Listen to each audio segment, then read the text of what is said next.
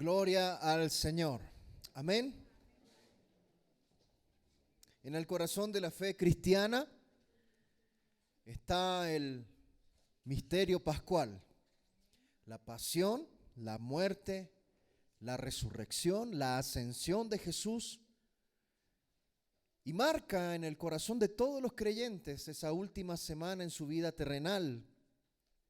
Toda la historia de la salvación nos conduce y se conecta y se pone en marcha con todos estos eventos de la última semana de Jesús. Esta última semana, que es conocida como la Semana Santa o la Semana Mayor, comienza hoy día, domingo, el famoso Domingo de Ramos, amén, y finaliza el próximo domingo con el Domingo de Pascua. Qué importante es no solamente ver este evento como algo histórico, sino que verlo también como aquella semana que cambió la historia de la humanidad, el inicio de la última semana de Jesús. La palabra del Señor nos dice en Mateo capítulo 21, desde el verso 1 en adelante, Mateo 21 desde el verso 1 dice: cuando se acercaron a Jerusalén y vinieron a Betfagé, al monte de los olivos, Jesús envió 2 discípulos, diciéndoles: id a la aldea que está enfrente de vosotros, y luego hallaréis una asna atada y un pollino con ella. Desatadla y traédmelos. Y si alguien os dijere algo, decid: el Señor los necesita, y luego los enviará. Todo esto aconteció para que se cumpliese lo dicho por el profeta cuando dijo: decid a la hija de Sión, he aquí tu rey viene a ti, manso y sentado sobre una asna, sobre un pollino, hijo de animal de carga. Y los discípulos fueron e hicieron como Jesús les mandó. Jesucristo en esos días previos a la entrada a Jerusalén, abiertamente ya se daba a conocer su identidad. Multitudes lo seguían y se comenzaron a acercar a Jerusalén. Jesús sabía lo que iba a acontecer. Jesucristo sabía que los líderes religiosos iban a arrestarlo, iban a condenarlo, iban a ridiculizarlo, iban a azotarlo. Él iba a ser entregado a los romanos y al final iba a ser crucificado, iba a entregar su vida. Sin embargo, a pesar de todo este conocimiento previo, Jesucristo tuvo el valor no solamente para entrar a Jerusalén, la ciudad más importante, no solamente para entrar a Jerusalén, sino para entrar de manera pública. Y cuando digo de manera pública es que Jesucristo preparó hasta el último detalle para que las Escrituras se cumpliesen. Y llegar a ese lugar rodeado de multitudes. Esto contrasta con el inicio de su ministerio, cuando Dios hacía milagros a través de su mano, ¿cierto? La presencia misma de Dios en él, Dios hecho hombre, pero él decía: no comenten nada, no digan nada. Al inicio, los primeros años de su ministerio, Jesucristo trataba de pasar desapercibido. Seguramente, si Jesús no hubiese puesto esas trabas para que no sea conocido, incluso muchas veces la gente iba a buscarlo y él se iba por otro lado. Buscaba siempre tratar de alejarse de las multitudes. Seguramente el final dramático de la vida de Jesús hubiese desencadenado mucho más rápido si es que él hubiese permitido esa popularidad a temprano tiempo. Sin embargo, no solamente Jesús decide ir a Jerusalén, no solamente entra de una manera pública y apoteósica, sino que también Jesucristo entra en un momento crucial. Estamos celebrando ahí, en los escritos bíblicos se celebra el tiempo de Pascua. Mucha gente llega a Jerusalén y Jesucristo escoge ese momento, un momento dramático. La ciudad estaba sobrecargada de gente nerviosa que tenía expectativas de que pronto serían libertados del yugo romano. El aplauso de las multitudes no fueron ni siquiera manipuladas, porque, mis amados hermanos, la gente estaba expectante. Hubiese ocurrido de cualquier forma, pero todo esa manifestación que sucedió cuando Cristo va a entrar a la ciudad de Jerusalén hubiese ocurrido de cualquier manera. La gente estaba expectante por todas las noticias que venían respecto de Jesús. La gente estaba expectante porque decían, viene el libertador, viene el que nos va a sacar de este yugo. Esa era la expectativa. El paseo en un pollino, en un hijo de asna, también fue planeado. Mis amados hermanos, hay algunos teólogos que establecen un tipo de parábola, las parábolas en acción o parábolas actuadas de Jesús. Se dice que esta pudo haber sido una parábola en acción o una parábola actuada de Jesús. ¿Por qué? Porque los textos bíblicos ya profetizaban cómo tenía que entrar el Mesías a la ciudad.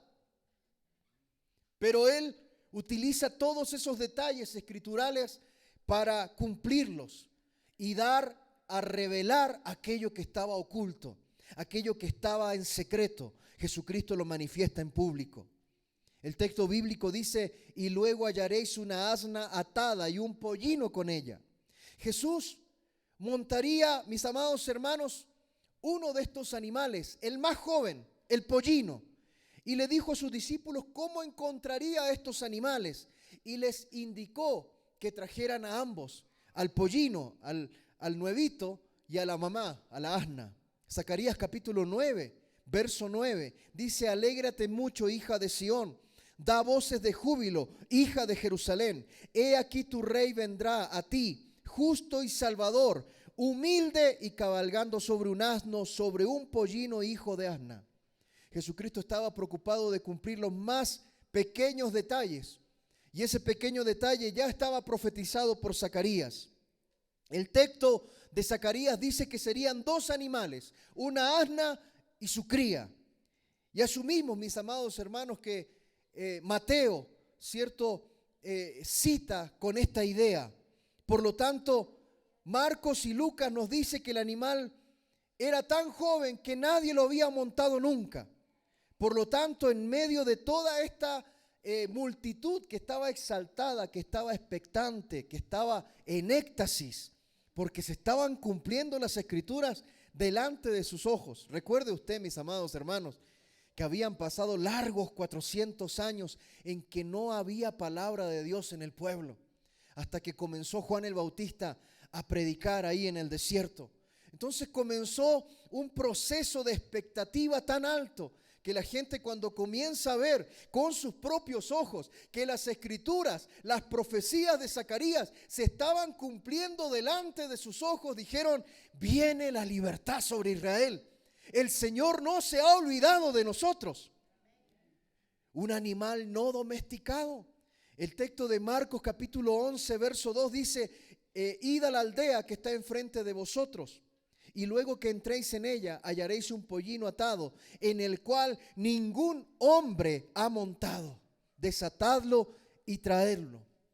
Jesucristo se sube a los lomos de un animal, de un pollino, de un hijo de asna, nuevito, 0 kilómetros. Nadie lo había montado. Por lo tanto, mis amados hermanos, creo que era prudente traerlo a él y traerlo a la mamá para que no se ponga nervioso ante tremenda multitud gritando delante del Señor. El Señor necesitaba a ese animal, no porque estuviese cansado. Jesucristo había caminado, había hecho un largo viaje a pie rumbo a Jerusalén, desde Galilea hasta Betania. De Betania a Jerusalén eran 3 kilómetros. Seguramente Jesucristo hubiese caminado mucho más. No estaba cansado el Señor, sino que utilizó a ese animal, lo necesitaba para cumplir la profecía escrita en Zacarías. ¿Qué mezcla de palabras utiliza el escritor de Mateo sobre Jesús? Jesús es el Señor, pero a la vez Jesús necesita este animal. Jesús necesita este pequeño pollino para cumplir lo dicho por el profeta Zacarías.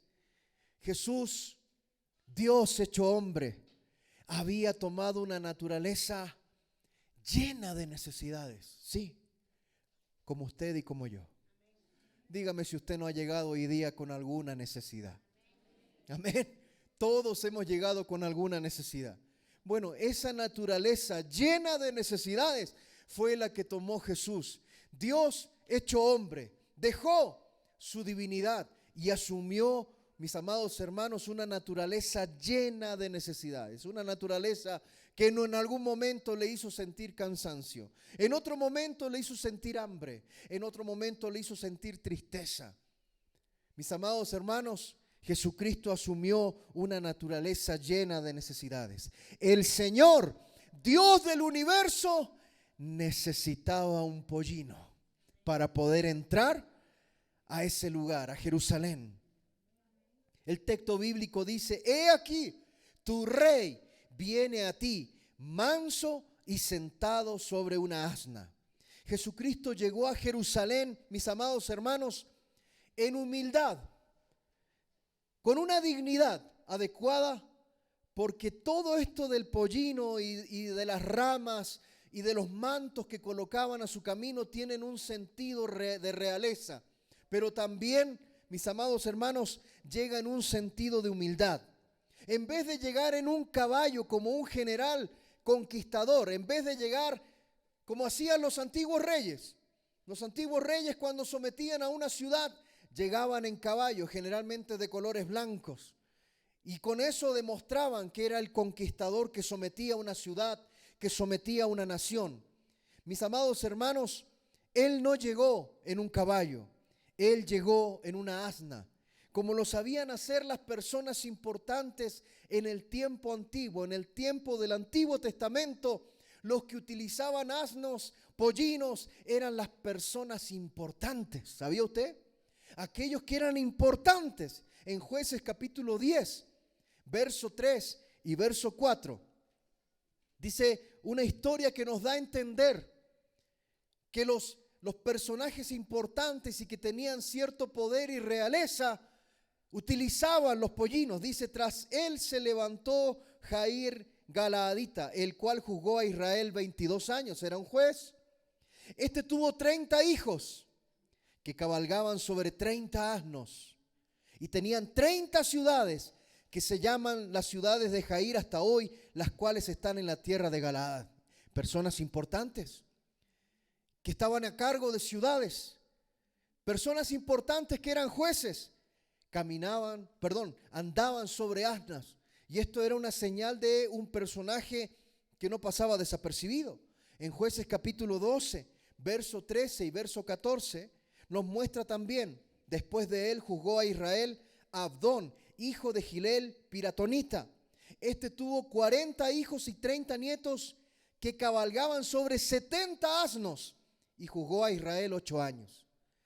Los que eran personajes importantes y reconocidos eran los que solían montar a los asnos, a las asnas, a los pollinos. Después del tiempo del rey Salomón, los judíos comenzaron a utilizar caballos. Y sabe usted que ya los burritos, los asnos, los pollinos, lo utilizaba la gente pobre y solamente reservado para llevar cargas. Entonces, Jesucristo, a la usanza del Antiguo Testamento, demuestra que Él es alguien importante, pero también ese mismo símbolo de ese asno, de ese pollino, entrando a la ciudad de Jerusalén con Jesucristo a cuestas, simboliza que Jesucristo viene en un son de paz y viene en un son de humildad. Jesucristo es un rey de humildad. Jesucristo es un Mesías que está dando cumplimiento a las Escrituras, pero que también demuestra con todos estos detalles que Él viene en humildad, pero Él viene de parte de la realeza. Ciertamente, mis amados hermanos, a esta entrada triunfal en Jerusalén también se le conoce como el triunfo de Cristo. Ciertamente, Jesucristo, con todas estas señales, provocó que la humildad triunfara sobre el orgullo y sobre la grandeza del mundo. El triunfo de la pobreza sobre la riqueza, la opulencia. El triunfo de la mansedumbre y de la delicadeza sobre la ira, sobre la malicia. Todo esto simboliza a Jesús entrando a Jerusalén. Todo esto simboliza a Jesús cuando entra a tu corazón. Cuando hay un corazón egoísta, entra, ¿cierto? La empatía, entra el amor al prójimo. Cuando hay un corazón orgulloso, pero entra Cristo a ese corazón, cambian las cosas. Porque ese corazón orgulloso se transforma en un corazón humilde. Cuando hay un corazón egoísta, se transforma en un corazón dadivoso. Eso es lo que hace Jesús en el corazón del ser humano. Jesucristo no solamente al entrar a Jerusalén recibe adoración. Eso es lo que está recibiendo. Si usted analiza el texto bíblico, Jesucristo entra a Jerusalén y Él recibe adoración. ¿Sabe qué? Él no solamente recibe adoración, sino que también Él alienta la adoración. En ningún momento Jesucristo dijo, cállense. Como por ahí los fariseos le estaban diciendo, dile a esta gente que se calle. Si ellos se callan, hasta las piedras iban a hablar. En otro texto dice, dile a estos niños que se callen. Y el Señor menciona un texto del Salmo donde dice, de la boca de los niños y de los que maman fundaste la fortaleza, la alabanza. Mis amados hermanos, Jesús no solamente recibe adoración, Él alienta la adoración. Mateo 21, verso 7 dice, y trajeron el asna y el pollino y pusieron sobre ellos sus mantos y Él se sentó encima. Y la multitud, que era numerosa, miren lo que hacían, tendía sus mantos en el camino. Y otros cortaban ramas de los árboles y las tendían en el camino. Dos cosas que colocaban en el camino de Jesús: los mantos y las ramas. Y la gente que iba delante y la que iba detrás aclamaba diciendo, Hosana al Hijo de David, bendito el que viene en el nombre del Señor, Hosana en las alturas. Cuando entró Él en Jerusalén, toda la ciudad se conmovió diciendo, ¿quién es este? Y la gente decía, este es Jesús, el profeta de Nazaret de Galilea.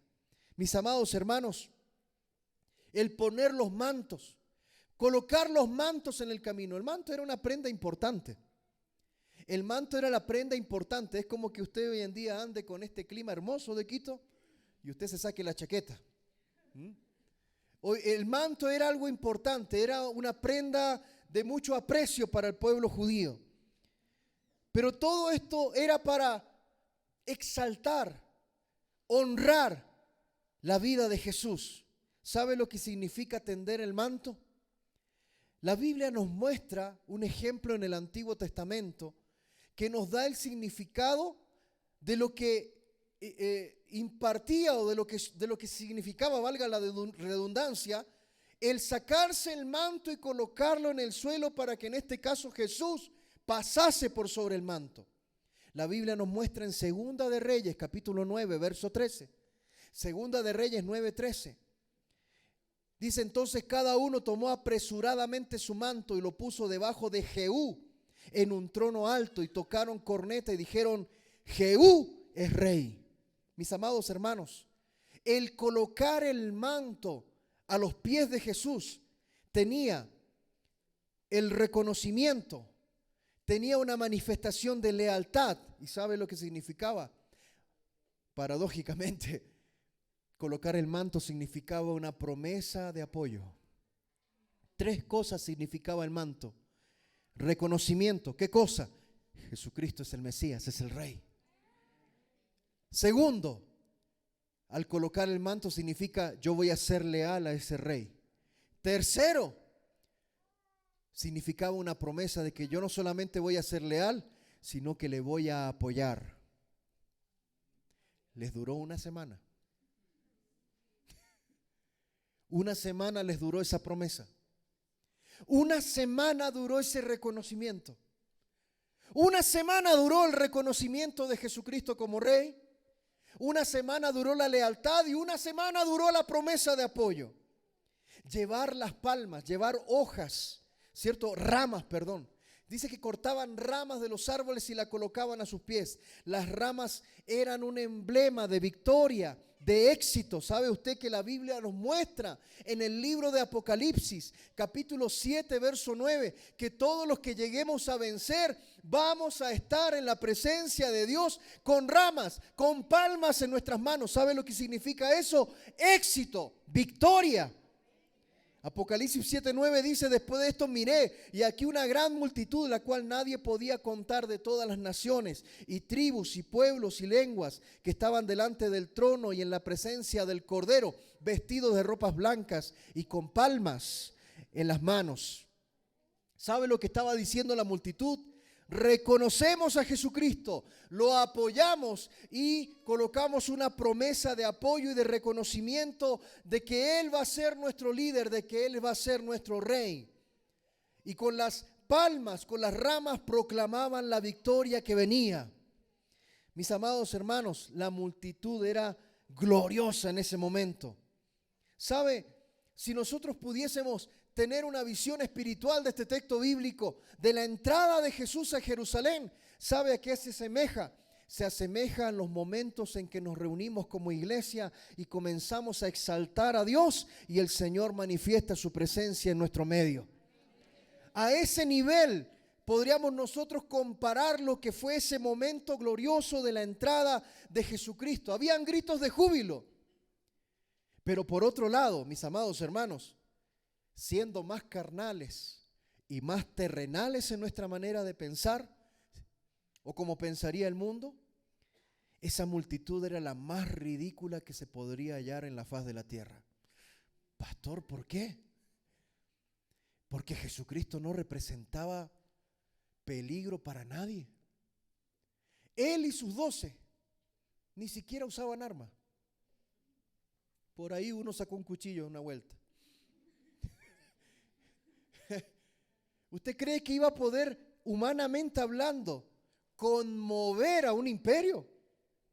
Un imperio perfectamente organizado y armado, que abarcaba una gran cantidad de soldados. Humanamente hablando, por eso digo, carnalmente hablando y humanamente hablando, desde otra perspectiva, esa gente estaba loca. Estaban exaltando a alguien que realmente no los iba a poder rescatar. Pero recordemos que todo esto tiene un sentido espiritual, amén, y era necesario que se cumpla. ¿Cuál era la expresión del pueblo de Israel cuando Jesucristo va entrando por esa ciudad? Hosana al Hijo de David. ¿Sabe lo que significa la palabra Hosana?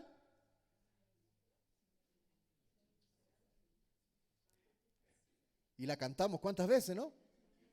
Hosana significa salva ahora. Salva ahora. Ellos estaban clamando, mis amados hermanos, por salvación. Y esta palabra, Hosana, salva ahora, solo se aplicaba a los reyes. Amén. Ejemplo, segunda de Samuel, capítulo 14, verso 4, Antiguo Testamento. Segunda de Samuel 14:4. Entró pues aquella mujer de Tecoa al rey y postrándose en tierra sobre su rostro, hizo reverencia y dijo: socorro, oh rey. De la traducción del hebreo es Hosana, oh rey. Salva ahora. Segunda de Reyes capítulo 6 verso 26. Y pasando el rey de Israel por el muro, una mujer gritó y dijo: salva, rey, señor mío. Hosana, salva ahora. La frase Hosana, la palabra Hosana, está diciendo hijo de David, la promesa de salvación, el Mesías, sálvanos ahora. ¿Sabe lo que estaba haciendo esta gente? Estaba desesperada, pero no por salvación de los pecados. Estaban desesperadas por los romanos. Querían ser libres del yugo romano, no de su pecado. Y Jesucristo venía con una propuesta completamente diferente. Jesucristo venía para salvar y rescatar a la humanidad de sus pecados. ¿Cuántos dicen amén? Jesucristo, en ninguno de estos títulos que le entregan, ninguno de estos actos de adoración, Jesucristo nunca dijo no lo hagan. Jesucristo permaneció recibiendo la adoración. Y cuando se le dijo, oiga, frenen esto, Él no dijo nada. Mis amados hermanos, esta invocación, salva ahora, se volcó o se transformó en el tiempo como una aclamación desesperada. El pueblo adoraba a Dios, clamando y pidiendo por el Mesías. Y el Mesías estaba entrando por las puertas de la ciudad. Es un clamor del pueblo por liberación, por ayuda en el día de la angustia. Eso es lo que significa Hosana. La palabra del Señor nos dice que cuando Jesucristo entró en Jerusalén, toda la ciudad se conmovió. Mire, yo le aseguro, si Jesús hubiese quedado en Galilea, hubiese pasado inadvertido. Como veíamos el video hoy día en la mañana en el tiempo de devocional que tuvimos por Zoom, hubiese pasado inadvertido Jesús. Un revoltoso más, porque había muchos que se habían levantado a favor del pueblo judío para hacer revueltas y tratar de liberarse de los romanos. Iba a terminar empalado como terminaron muchos los de los celotes. Sin embargo, Jesucristo vio que era necesario llegar a la ciudad santa, Jerusalén, para cumplir toda palabra. Cuando Él entró a Jerusalén, la Biblia dice que toda la ciudad se conmovió. Jesús demostró con esto que no tenía miedo ni a los principales sacerdotes, ni a los fariseos. Él sabía que estaban conspirando para matarlo. Sin embargo, Él tenía que entrar por Jerusalén. Es interesante, mis amados hermanos, que tanto en el nacimiento de Jesús como en el día en que Jesús entra a la ciudad de Jerusalén, en ambos días la palabra de Dios nos dice que la ciudad se conmovió. Cuando Jesús nace, Mateo capítulo 2, verso 3 dice: toda Jerusalén se turbó, porque llegó la noticia de que había nacido el Mesías. Cuando Jesucristo entra como Mesías a la ciudad de Jerusalén, nuevamente la ciudad se conmovió. Hermanos, estamos en un tiempo en donde no hay redes sociales, no hay televisión, no hay radio. Que una ciudad como Jerusalén se conmueva a ese punto es porque realmente el ministerio de Jesús había crecido a tal punto, a tal forma, por los milagros, por las señales, por todo lo que Jesús había hecho, de que la gente estaba, eso parecía, como dicen por ahí, una caldera, una olla hirviendo. Amén. Mire, nada que ver con el ejemplo de Jerusalén, pero en una oportunidad yo pude entrar a la Bombonera, al estadio de Boca, en un clásico River Boca, a la cancha. Tuve el privilegio de entrar. No entré a jugar porque tan bueno no soy. Entré a orar porque nos permitieron entrar a orar. Eso es lo más parecido a una caldera. Eso de que el piso se mueve, a los que les gusta el fútbol y dice que tiembla el piso, tiembla, se siente la vibración. Bueno, Jesucristo entró a una caldera, ¿me entiendes? Amén, ¿me explico? La ciudad parecía una olla a presión, ya estaba que reventaba todo, y ahí en ese momento, justo, crucial, Jesucristo hace su entrada triunfal a Jerusalén. Mis amados hermanos, 5 días después, cambiaron todos los dichos. 5 días después cambió todo. Pasaron de adorar a Jesús a de exaltarlo y adorarlo y poner ramas y colocar todos sus mantos. Pasaron a gritar: crucifíquenle. Mire, es interesante que la historia bíblica y especialmente el Evangelio de Lucas habla con mayor detalle, yo diría hasta más humano, de Jesús. Por eso dicen que hay una grande diferencia entre el Evangelio de Lucas y el de Juan, porque Juan es como más teológico, pero Lucas es como más humano. Y la historia en Lucas nos cuenta cómo Jesucristo, antes de entrar, sigue el camino de los peregrinos y llega a un punto de una distancia en la que puede ver a toda la ciudad. Y esto Lucas lo relata en Lucas 19, verso 41. Dice: cuando llegó cerca de la ciudad, al verla, lloró sobre ella. Mire, qué tremendo. Jesucristo se guarda su llanto. ¿Sí me explico? La gente está loca, rodeado por multitud. La gente está gritando, está exaltada, lo está adorando. Pero Jesucristo por dentro, digamos, como se diría hoy en día, Jesucristo va llevando un calvario. Y Jesucristo no externaliza en medio de esa multitud. No es que decimos que Jesús entra y va llorando, no, pero dice que Él lloró cuando estuvo cerca de la ciudad, diciendo en el verso 42: Oh, si también tú conocieses a lo menos en este tu día. Qué hermoso. Tu día. Hoy día que hay día para todo, ¿no? ¿Sí? El día del perro, del gato, el día del músico, el día del diseñador gráfico, el día de la mujer, del hombre, del niño, el día... Todos los días hay... No, pero qué interesante que Jesucristo diga, Jerusalén, este es tu día. Dice, si también tú conocieses a lo menos en este tu día lo que es para tu paz, mas ahora está encubierto tus ojos. Porque vendrán días sobre ti, cuando tus enemigos te rodearán con vallado y te sitiarán, y por todas partes te estrecharán, y te derribarán a tierra, y a tus hijos dentro de ti, y no dejarán en ti piedra sobre piedra, por cuanto no conociste el tiempo de tu visitación. No miren menos este día. No miren menos. No descarte, yo le imploro a su corazón. No descarte cuando usted escucha el mensaje de la palabra.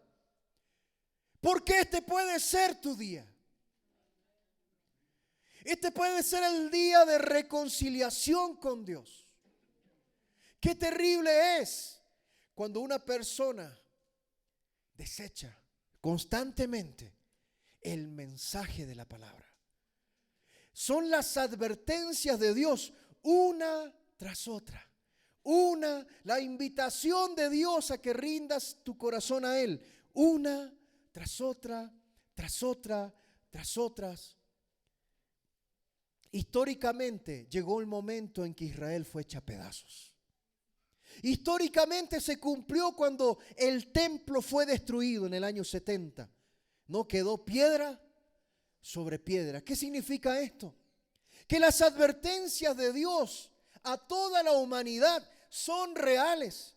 Que llega un momento en que Dios dice, bueno, hasta aquí espero.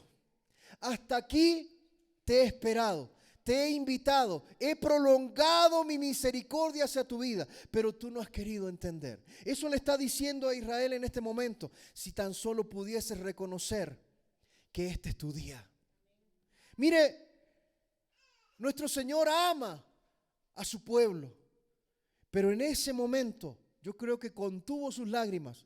Había una fiesta a su alrededor, pero Él sabía de que el pueblo, la nación, no estaba entendiendo nada. ¿Se estaban cumpliendo la escritura? Sí, pero el sentido espiritual de lo que hacía Jesús no lo estaban comprendiendo. ¿Quién es este?, decían. Y la gente respondía, a este Jesús, el profeta de Nazaret de Galilea. Mire, lo conectan con Nazaret. Qué interesante es que mucha gente tenía dudas o tenía, yo diría, inquietud. Tenía, hasta podríamos decir en cierta manera, tenían una santa curiosidad de saber quién era este que estaba entrando y que estaba conmocionando a la ciudad. Nada de eso se puede conseguir si es que no nos acercamos a Él. ¿En serio usted quiere conocer a Jesús? Hay que acercarse. Hay que reconocer el día de la visitación. Cada vez que escuchamos un mensaje de la palabra de Dios, es el día de visitación. Es el día que ha hecho el Señor. Hoy es el día. ¿Y por qué muchas veces relegamos y esperamos? ¿Por qué muchas veces decimos, no, yo voy a esperar? A veces esperamos para rendir nuestro corazón a Cristo y realmente caminar en su voluntad. Y vamos esperando y relegando y relegando. Otras veces esperamos, no sé, si usted esperará que venga un ángel del cielo para decirle, hijo, por favor, bautízate. Si usted ya ha creído en Jesucristo, ¿cuál es el impedimento para bautizarse? ¿Por qué esperamos tanto? ¿Sabe por qué esperamos? Porque a veces nuestras emociones, nuestra estructura emocional está esperando otra cosa de Dios. Tenemos una visión de Dios que es muy personal, no es bíblica. Ese es el problema, que a veces tenemos una visión muy personal de Dios. Yo me he cansado de escuchar esta frase. Yo oro a Dios a mi manera, yo en mi casa, yo sirvo a Dios a mi manera, y siempre es a mi manera. Bueno, Israel adoró a Dios a su manera. Aguantó una semana esa adoración. No sirvió. No era lo que se esperaba. En cambio, cuando leemos Apocalipsis y dice que hay una gran multitud de todas las naciones, de todas las lenguas, de todas las tribus, que están con ramas, con palmas en sus manos y con vestiduras blancas, eso significa que esa gente que llegó a la presencia de Dios y que vamos a llegar, amén, fueron los que vencieron. ¿Y quiénes son los que vencieron? Los que se negaron a sí mismos. Los que realmente entienden que rendir su vida a Cristo no es religión. Rendir la vida a Cristo no es religión. Rendir la vida a Cristo no es religión. Rendir la vida a Cristo no es religión. No es que te cambiaste del catolicismo al evangelismo. No, no te cambiaste de ninguna religión. Rendir la vida a Cristo es ser obediente a su palabra. Esos son los que vencen. ¿Quiénes? Los que deciden negarse, tomar su cruz y seguirle. Y déjeme decirle que cuando usted sigue a Cristo, chuta, este Señor sí que exige. Sí, yo no te quiero vender la píldora, no te quiero dorar la píldora, no. ¿Cómo exige Jesús, Dios mío? Pareciera que fuese fácil, no.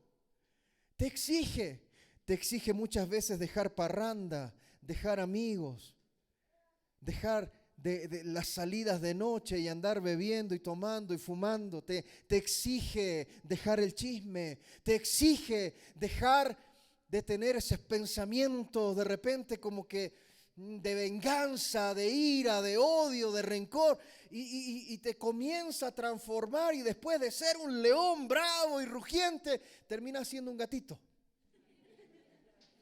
Pero ¿sabe lo que cuesta? El proceso. ¿Y sabe lo que sucede? Israel no entendió el día de su visitación, no entendió el mensaje, y cuando se comienza a dar cuenta entre semana que el mensaje que Jesucristo les lleva en esos últimos días no tiene nada que ver con la expectativa y la olla de presión que ellos tenían, dijeron, no, pues, Barrabás nos va a ayudar. Sí, porque Barrabás era otro. ¿Me entiendes? Por eso escogieron a Barrabás, porque era que, este sí nos puede ayudar. Este nos va a ayudar a liberarnos, porque era revoltoso. Jesucristo no.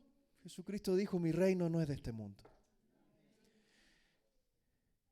Deja de luchar con Dios. Deja de pelear con Dios. Ya. No vas a ganar nunca. Nunca vas a ganar. Te queda más barato rendirte. Sí. Acuérdese que, mis amados hermanos, los que vencen son aquellos que han decidido en sus vidas caminar en lo que Dios entrega en su palabra, caminar en obediencia. Esa obediencia te da vida eterna, te da vida eterna. Este tiempo es cortito, iglesia. Este tiempo es cortito. La eternidad es larguísima. Yo prefiero caminar en obediencia. No rechace el día de la visitación de Dios. Le invito a que se ponga de pie.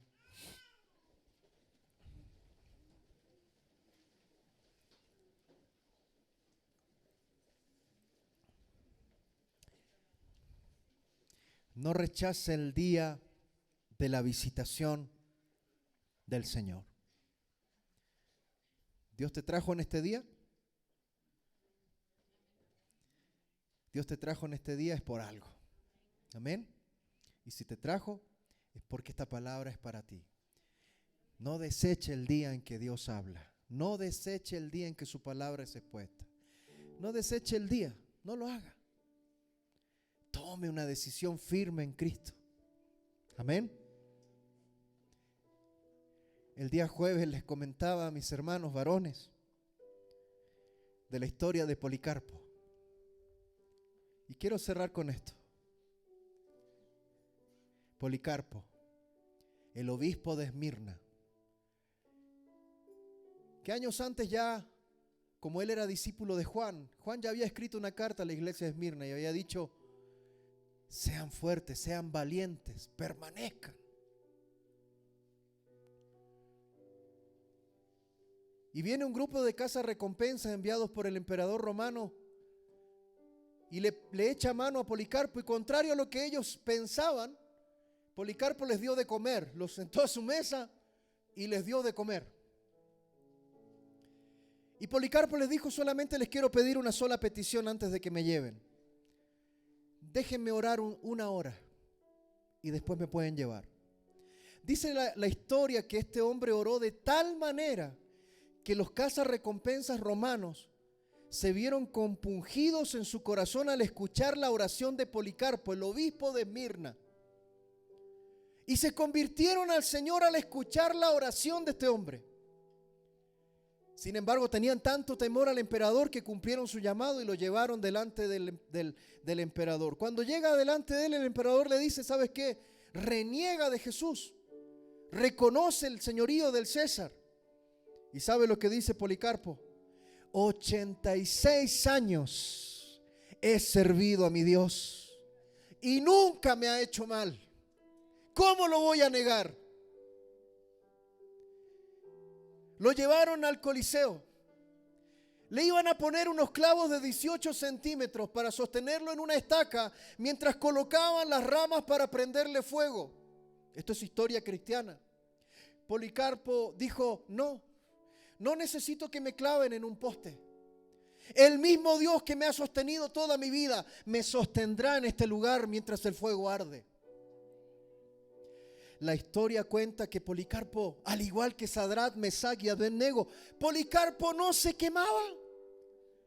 No salía olor a quemado de su cuerpo, ni se quemaba. Dice que salía olor a incienso. Gente en las tribunas del Coliseo comenzó a entregar su vida a Cristo mientras el Coliseo se comenzó a llenar de olor a incienso.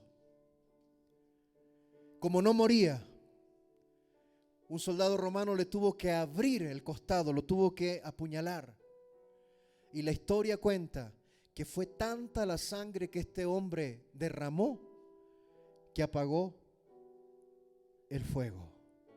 ¿Sabe lo que escuchó Policarpo mientras estaba quemando? Policarpo, mantente firme, sé hombre, sé hombre. Tenemos que ser hombres y mujeres de convicción. Yo quiero hacerle un llamado en esta mañana a una convicción.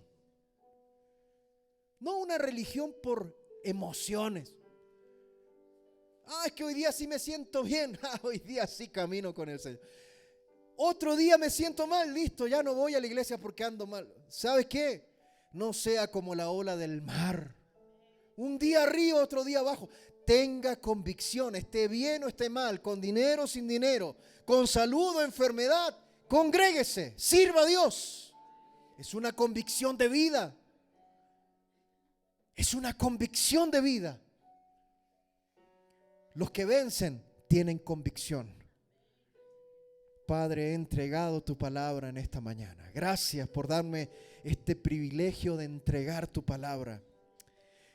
Señor, que reconozcamos el día de nuestra visitación. Que entendamos, Padre de la gloria, que tú nos has llamado y nos has, mi Dios, convocado a ser personas fieles, a ser personas valientes, a ser personas constantes, que no dependen de las emociones del momento. No que seamos autómatas, no, sino que tengamos una convicción de fe que nos lleva a nosotros vivir la vida cristiana y establecer prioridades en nuestra vida cristiana. El buscarte, el orar, el estudiar tu palabra, el caminar en ella, el ser obediente, el congregarme fielmente. Todos estos parámetros que tu palabra nos enseña nos llevan a caminar en convicción. Señor, que seamos gente de convicción. gente de fe, de convicción. Suceda lo que suceda en esta nación, pase lo que pase sobre Ecuador, somos gente de convicción, que seguimos adorándote y seguimos exaltándote. Haya abundancia, haya necesidad, seguiremos exaltando tu nombre, porque sabemos que dependemos de ti. Levante su clamor. Padre, en el nombre de Jesús, oramos por esta tierra, por todo lo que está aconteciendo, mi Dios, en estos días. Oramos para que la verdad salga a la luz. Oramos, mi Dios, para que tú levantes, Padre de la gloria, Señor, un remanente de poder sobre esta nación, que traiga justicia, que traiga orden. Oramos, Padre de la gloria, para que toda corrupción caiga en tu nombre. Quiero orar, Señor, en esta mañana en el nombre de Jesús, Señor, y levanto mi clamor en contra del espíritu de muerte. Señor, levanto mi clamor en contra de la muerte y del espíritu de muerte. Señor, en el nombre de Jesús, Padre Santo, trae, mi Dios, en este día, Señor, sobre las mafias que están moviéndose sobre esta nación, Padre, que caigan delante de ti. Que caigan delante de ti. Esta nación le pertenece a Jesucristo, no a las mafias. Oramos en contra de todos los carteles y grupos de sicarios y mafiosos que se están levantando en contra de este lugar. Señor, rechazamos la muerte y el espíritu de muerte. Señor, en una semana especial declaramos vida sobre Ecuador. Vida, sopla tu vida, Señor. Sopla tu vida sobre esta tierra. Sopla tu vida, trae tu justicia, trae tu paz. Trae tu paz sobre Ecuador. Trae vida sobre Ecuador. Trae justicia sobre Ecuador. Te lo pido, Señor. Trae justicia, trae paz, trae orden. Te lo pedimos, Señor, en el nombre de Jesús. Trúncalos, Señor, trunca, Padre amado, todos los planes del diablo que ha venido a robar, matar y destruir. Trunca los planes del diablo sobre esta tierra. Oramos, Señor, y declaro esta tierra hermosa, bendita. Declaro a esta tierra llena de vida. Padre Santo, declaramos bendición sobre Ecuador. Tu presencia sobre esta tierra, en el nombre poderoso de Jesús. Digamos un fuerte amén. Gloria a Dios.